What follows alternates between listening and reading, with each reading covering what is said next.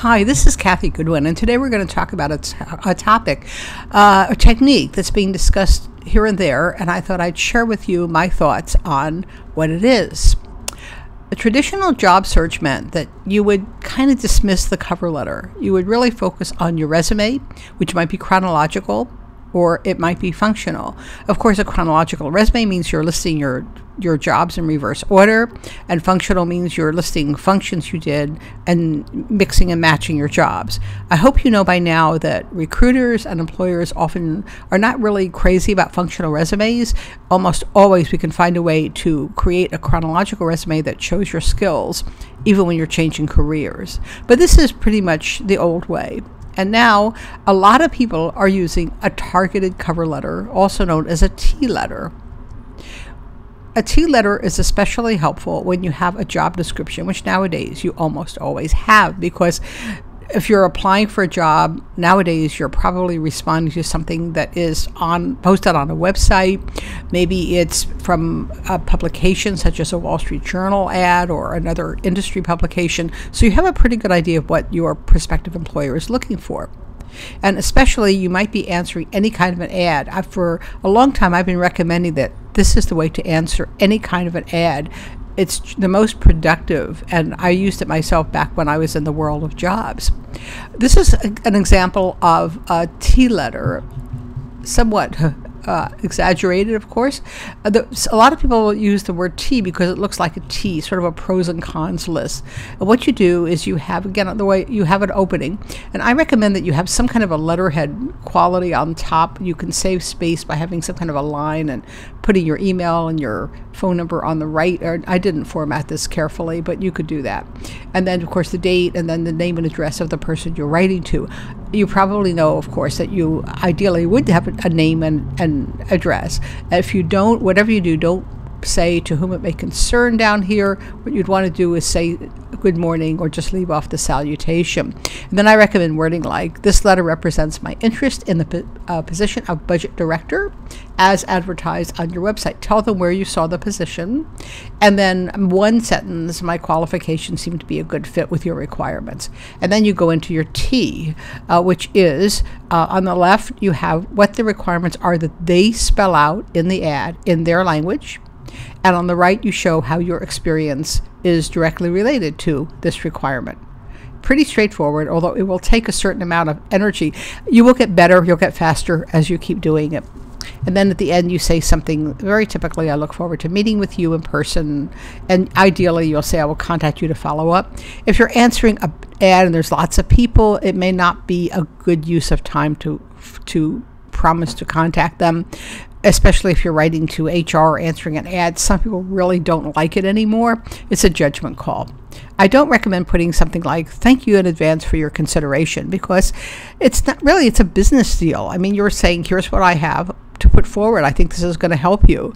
You don't really have to be a supplicant. And I also don't recommend something like, I will give you more information if as needed, because of course you're going to give them more information if they ask for it. A variation is to set it up this way, and I've left off the top part, but you can see what you have here is a letter, but it's horizontal rather than vertical, and you don't have the obvious T. Again, it's a judgment call, but I would use this especially if you're not completely sure what the job requirements are. So for instance, if you know that they want a CPA, let's say you put that in there, but maybe you aren't exactly sure of some of the other requirements, and then you can just list them horizontally. Or even if you are sure, this is a little more casual. It gives you a chance to use more sentences, more complete sentences if that's your style, and again, very similar in other ways. That's probably not too big a deal. A question I get a lot is, what if what they want is not what you have? In other words, they want someone who as a salesperson who also has managed teams, has also taught classes, has also done this, this, and this, and you are a stellar salesperson, but you haven't done everything else they want. Focus on what you do have, because companies make trade-offs. And I'll stay with the salesperson example. If you are a brilliant salesperson and you are really knocking it out of the park one year after the other. You've won salesperson of the company 10 times in a row. They're not going to get as concerned about some of the other things you have unless they have an agenda or unless this job is somewhat different than you might have expected. But it's certainly worth trying, because in a sense you are always rolling the dice every time you answer an ad or apply for a job, because you don't know what companies want, and they don't always know what they want. Sometimes they're not even seriously looking. It is not unusual for a company to put out an ad to fill a position that doesn't exist. That does happen. It's not unusual for them to even call people in on interviews when they've already selected a candidate and they just have to go along with what HR wants to get a variety of candidates to look like they've done a real search. So you can't take it personally. If you do get a lot of rejections, obviously you'd want to take a look at your technique and you might want to think about your strategy, but be aware that a lot of times you are rolling the dice, so it's always worth a shot, unless you're in a special position like you were. Maybe you have a job and it's really important to keep below the radar, but those are special situations that would be discussed one-to-one. You send your T letter in the body of an email. That's what many people recommend, and I kind of like that, because anytime you put in an attachment, you're making people do extra work, and some people don't like attachments. A lot of people are afraid of them. They think they're going to contain viruses, and sometimes they do. But if you do send an attachment, and when you send your resume, use a Word file. PDF is a sign that you're not really quite on the right wavelength at a job search. A lot of times they want to take your resume and they want to maybe extract parts of it to put into a keyword indexer, or for whatever reason, there's something about a PDF file that is just a little too polished and permanent for a resume. So if you want to continue further, I have several ways to work with you to discuss your job search and your overall strategy, as well as your resume or cover letter, if that's what you'd like to do.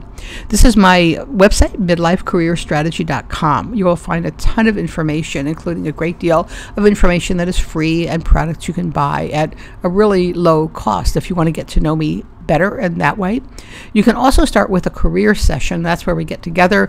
We will meet on the phone for 60 to 90 minutes, and we will actually go into a great deal of depth and detail into your situation.